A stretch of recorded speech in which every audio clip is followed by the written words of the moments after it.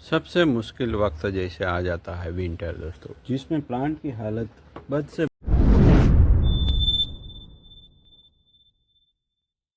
बदतर हो जाती है। कभी कभी टहनियाँ डाइवेक करने लगती है और इस तरह का लुक मिलता है। पत्ते पीले होकर गिरने लगते हैं और ये देखिए, ये सब पत्ते इसके नीचे गिरे हुए हैं। तो इस वक्त में ज़्यादातर ट्रिमिंग वगैरह नहीं होता है, नया स्टार्ट भी नहीं कर सकते। इसलिए हम यहाँ कुछ न कुछ बोनसाई सीरीज़ लेके आते हैं। पहले सीरीज़ भी लाया था मैं, क्लासरूम सीरीज़, दूसरी भी लाए और इस बार तीसरी भी स्टार्ट की है। अगर कोई भी सवाल हो, सुझाव हो, आप बेझिझक पूछ सकते हैं, जिससे हमारी सीरीज़ आगे बढ़ते रहे। वीडियो अच्छा लगता है तो देखते रहिए। और आज हम कर रहे हैं इस पे कुछ वर्क। ऐसे शीत निद्रा के वक्त में क्या किया जाए दोस्तों। तो इस तरह हमें जब भी टाइम मिले कुछ न कुछ प्लांट के साथ क्वालिटी टाइम बिताना है दोस्तों। यहाँ हम क्या कर सकते हैं, तो सबसे पहले उसको क्लीन करना है और डिफोलेशन भी कर देना है, क्योंकि प्लांट की नीड है अभी। ये न्यू ग्रोथ तो करने वाला है नहीं और इस तरह का प्लांट डल दिखता है दोस्तों गार्डन एरिया में। तो जो प्लांट अभी फ्रेश ग्रोथ कर रहे हैं उसको आगे, और ऐसे प्लांट को थोड़े पीछे करके बैकग्राउंड में आप सजा सकते हैं। और इस तरह अगर आप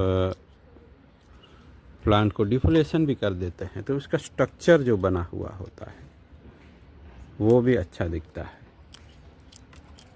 तो स्ट्रक्चर पे वर्क कर सकते हैं। और अभी स्ट्रक्चर पे वर्क करना क्यों ज़रूरी है, भले ही प्लांट ऐसे पड़ा रहे तो क्यों ज़रूरी है दोस्तों, क्योंकि आजकल टाइम की कमी है सबके पास और उस टाइम की कमी के चलते हम स्प्रिंग आ जाएगा अचानक से, तब हम ज़्यादा वर्क नहीं कर पाएंगे प्लांट पे। तभी हमें एकदम से रिपोर्ट करना होता है। तो रिपोर्टिंग के वक्त ये सब काम करेंगे, स्टाइल करेंगे, तो उन सब में ज़्यादा वक्त लग जाता है। तो वो वक्त बचाने के लिए अभी से काम में लगना पड़ेगा दोस्तों। जब भी मौका मिले, कहीं जाना हो तो सॉइल मिक्स के लिए इंग्रेडिएंट लेते आइए। अभी सब घूमने जाते हैं तो वहीं से कुछ न कुछ मिल जाता है तो वो भी लेके आइए। वो सब जुटाना है और प्लांट पे इस तरह का वर्क भी कर देना है। स्टाइलिंग भी कर सकते हैं, वायरिंग भी कर सकते हैं बिना ट्रिमिंग किए दोस्तों। ये हमें सिखा रहा हूँ, बिना ट्रिमिंग किए बस रिमूविंग करना होता है। कुछ पार्ट जो एक्स्ट्रा हो, ग्रोथ है, उसे ट्रिमिंग नहीं कहते दोस्तों। तो इस तरीके से वर्क करना है जिससे हमारी एक्टिविटी भी होती रहे और हमारा क्वालिटी टाइम भी स्पेंड हो। तो प्लांट के एरिया में घूमते रहिए दोस्तों अभी भी, तो प्लांट ही कहेंगे। चलिए मुझ पे वर्क कीजिए। तो इस तरह का बैक बर्ड पिछली बार का सूखा हुआ निकाल देंगे। तो ये दोस्तों है अंकोल ट्री। तो काम करते करते कभी भी मैं प्लांट का नाम बोल सकता हूँ दोस्तों। तो कमेंट बहुत सारे लोगों के आते हैं कभी कभी कि ये प्लांट का नाम ही बताया नहीं। तो मैं ज़्यादातर लिख के नहीं बताता कि ये प्लांट है, बस मैं बातों बातों में जिक्र कर लेता हूँ कि ये प्लांट फला है। तो ये प्लांट है अंकोल ट्री दोस्तों, फ्रूटिंग ट्री है।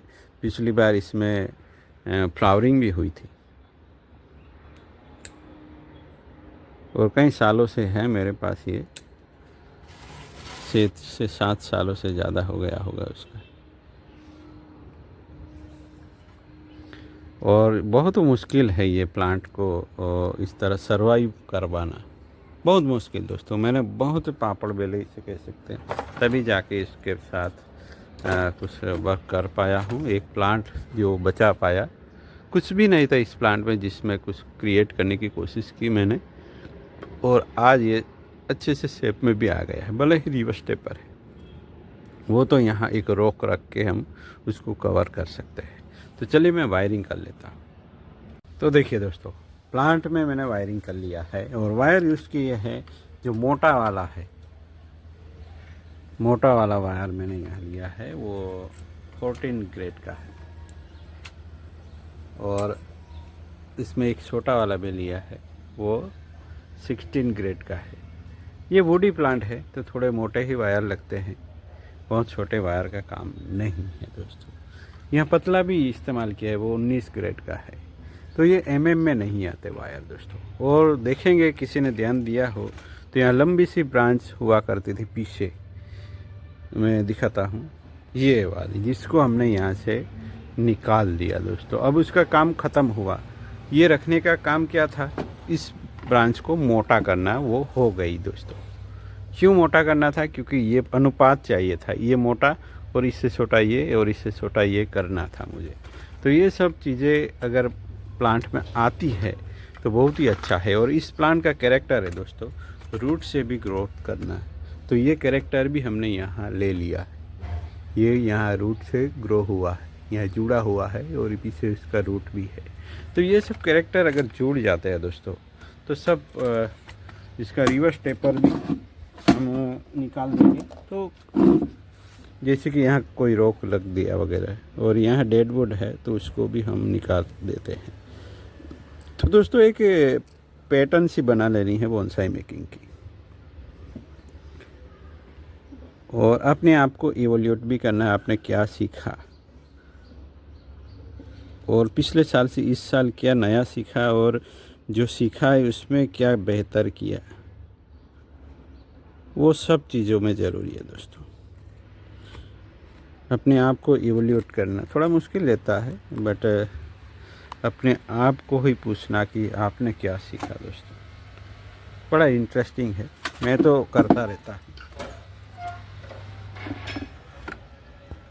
तो ये लुक है दोस्तों, ओवरऑल लुक देख सकते हैं। भले ही ब्रांच पीछे गई है, और मेरे प्लांट में कभी ही किसी भी वक्त में फ्रंट का जो सबसे पहले सिलेक्ट करते हैं वो नहीं करता मैं दोस्तों। कहीं से भी देखिए दोस्तों, कहीं से भी देखिए, ये एक शेप में नज़र आएगा। स्टाइलिंग करते वक्त भी मैंने नहीं देखा है। देखिए पीछे से देखो, आगे से देखिए, ये ट्री की शक्ल में नज़र आएगा। और मैच्योर लुक भी आ चुका है। इसमें फ्लावरिंग भी आने चाहिए इस बार, पिछली बार भी आए थे। तो मिलते हैं, थैंक यू फॉर वॉचिंग। कोई सवाल हो तो ज़रूर पूछ सकते हैं।